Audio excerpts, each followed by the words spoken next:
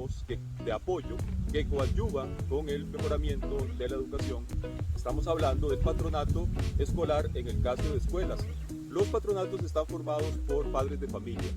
Ellos recogen contribuciones voluntarias con el fin de mejorar tanto la educación como la alimentación de los estudiantes.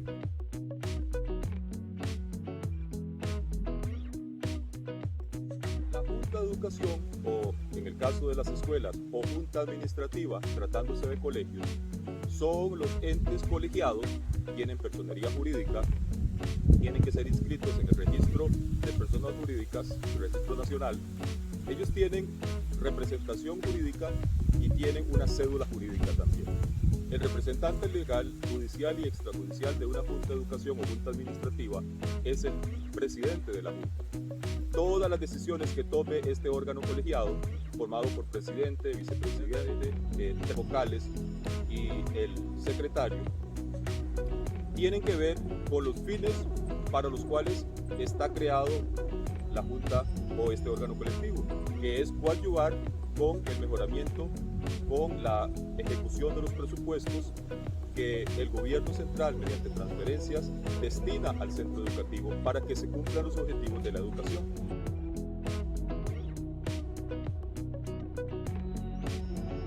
Es decir, que tanto el director como las juntas y el patronato escolar, también por una interpretación ampliada de todo el ordenamiento jurídico, tiene la función de contribuir al desarrollo de las actividades educativas, a garantizar una educación de calidad para todos los estudiantes de ese centro educativo.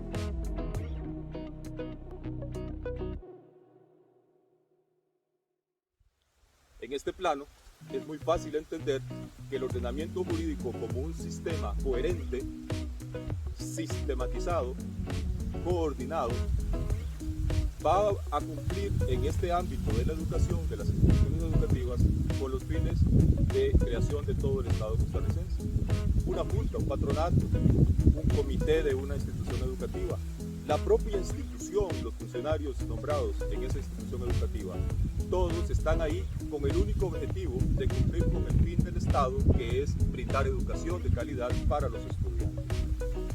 Bajo ese principio, todos van a seguir las reglas del juego, las normas jurídicas que de forma general establecen los criterios, los principios y las órdenes en cuanto a la ejecución de los presupuestos, sean presupuestos ordinarios, extraordinarios, o sea, incluso las donaciones de carácter privado que puedan ingresar a los centros educativos. Todo eso entrará a las arcas del centro educativo para que sean ejecutados presupuestariamente a través de la Junta para el cumplimiento de los fines de la educación costarricense. El niño asiste, el estudiante asiste al centro educativo a recibir educación, una educación que esperamos que sea de calidad. Los funcionarios que trabajan en el centro educativo cumplen una función educadora. Existen algunas circunstancias en que los estudiantes cometen faltas. El reglamento de evaluación de los aprendizajes es el estatuto que viene a regir a los estudiantes. En este reglamento se establecen una serie de faltas gravísimas, graves, de alguna gravedad, leves, muy leves. También vienen establecidas puntualmente qué tipo de conductas se consideran como determinada falta, sea una falta grave, por ejemplo, y las consecuencias que deberían ser aplicadas en cuanto a la acción correctiva que debe ser ejecutada. La Sala Constitucional ha dicho que las acciones correctivas tienen una razón de ser de tipo educativo, no es de carácter punitivo. Y aquí esto es muy importante. Las acciones correctivas que establece el Reglamento de Evaluación del Aprendizaje tienen que ver con medidas de carácter procesal educativo. La idea es reeducar al estudiante para que cambie sus conductas lesivas de su propia persona y de otras personas.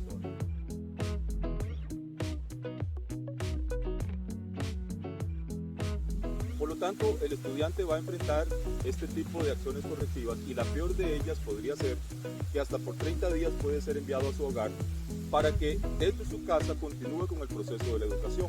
Porque el derecho a la educación es un derecho humano universal que no puede ser conculcado, no puede ser violentado por una institución educativa, incluso en el caso de que sea un estudiante que haya cometido una falta gravísima. Veamos, como yo debo garantizar el derecho a la educación, todos los estudiantes que están trabajando a derecho deben tener un ambiente sano para poder desarrollar su proceso educativo. Si hay una persona que está lesionando ese derecho a la educación, cometiendo una falta grave o gravísima, este muchacho o muchacha podría ser enviado a su hogar con la lista de temas, con los contenidos, con los trabajos que tiene que presentar, las fechas para entrega, igualmente las fechas de realización de los exámenes y la forma en que le serán aplicados los exámenes. En estas condiciones, el estudiante desde su hogar continúa su proceso educativo y de esa manera se le garantiza a él la educación. Se realiza una acción de carácter ejemplarizante que tiende a tratar de que el estudiante reflexione sobre la falta que ha cometido y le garantizamos a los otros estudiantes su derecho a la educación igualmente. Ahora, ¿qué pasa si esa falta gravísima no solamente es una falta gravísima a la luz de lo que establece el reglamento de evaluación de los aprendizajes, pero también es un delito? Existe la Ley de Justicia Penal Juvenil. Cuando un niño menor de 12 años comete un delito, es obligado a presentar una denuncia al Patronato Nacional de la Infancia.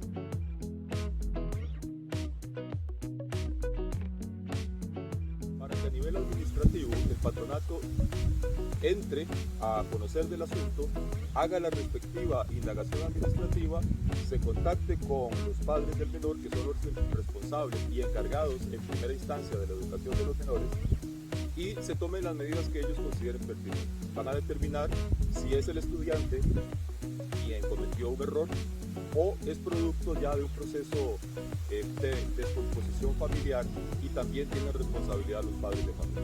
Muy bien. Recordemos que el patronato, como su palabra lo indica, es el patrón de los niños, de la infancia. El pater familias, la patria potestad, la tienen padre y madre. Es esa responsabilidad, es esa potestad que tienen los padres sobre sus hijos para educarlos y para ordenarles en ese proceso de formación que el niño y la niña necesitan, y al adolescente, para que puedan llegar a ser adultos de bien, a la luz de los criterios que tenga cada familia. Esa autoridad parental la tienen padres de familia. Cuando los padres de familia se manifiestan ausentes de esa responsabilidad, el Patronato Nacional de la Infancia puede entrar en conocimiento de esa situación y tomar cargo. Así que los funcionarios del Patronato Nacional de la Infancia deben ser vistos por los educadores como un elemento también coadyuvante de todo el proceso educativo. En última instancia, si se presenta una situación grave de indefensión del estudiante, donde el estudiante está viendo violentados sus derechos o de alguna manera está siendo lesionado, debemos obligatoriamente reportar la situación al Patronato Nacional de la Infancia, para que ellos también tengan conocimiento y coadyuven dentro de toda esta red de protección de los estudiantes, nos puedan también ayudar a los educadores en este proceso de protección, de garantía de la educación de los estudiantes en las mejores condiciones. Es que un estudiante que no tiene salud, que no tiene alimentación, que no tiene protección contra los elementos o protección contra las agresiones, no va a poder aprender. Y entonces, concomitantemente a la función educadora, también tenemos una función solidariamente protectora de nuestros estudiantes. Lo que nos lleva a este otro elemento. Si hay un estudiante que comete un delito contra otro estudiante o contra cualquier persona, contra los bienes de la institución educativa, es nuestro deber presentar la denuncia por ser un delito, si fuese el caso, presentar la denuncia ante el juzgado penal. En el juzgado penal existe la jurisdicción penal.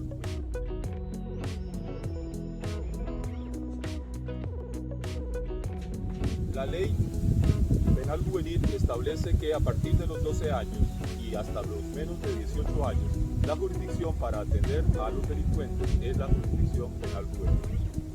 De los 12 a los 15 años no existe pena privativa de libertad. El juez de penal juvenil impone penas de carácter ejemplarizante y también tiende a la reeducación de los menores. Sin embargo, puede haber pena privativa de libertad. Así es que hemos visto casos de jóvenes que han asesinado a sus padres, por ejemplo, y han terminado en la cárcel de un penal juvenil, una cárcel especializada para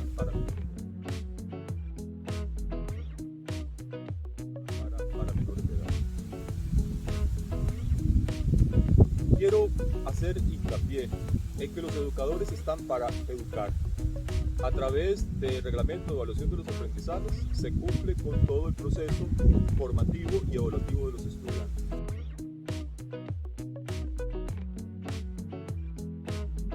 En el caso de que un estudiante cometa una falta, se aplica una acción correctiva. La Sala Constitucional ha dicho que las acciones correctivas son de tipo educativo. Si yo lo que quiero es un castigo para un estudiante porque cometió un delito, será mi deber presentar la denuncia ante el juzgado para que el juzgado de justicia penal juvenil imponga la pena que corresponda después de un debido proceso penal. Los educadores no somos jueces, no somos fiscales, no somos abogados. Nuestro deber, según el artículo 49 del Código de la Niñez y la Adolescencia, es presentar una denuncia por sospecha razonable en casos donde existan abusos, maltratos, lesiones contra menores de edad, siendo estos víctimas o victimarios. Así que será nuestro deber presentar la denuncia ante la Fiscalía para lo que corresponde. De mi parte, agradecerles su atención, invitarlos a que sean parte de mi canal si desean conocer más sobre algunas cuestiones de carácter educativo y legal que les pueden servir en algún momento de su vida, como padres de familia, como estudiantes o como profesionales incluso.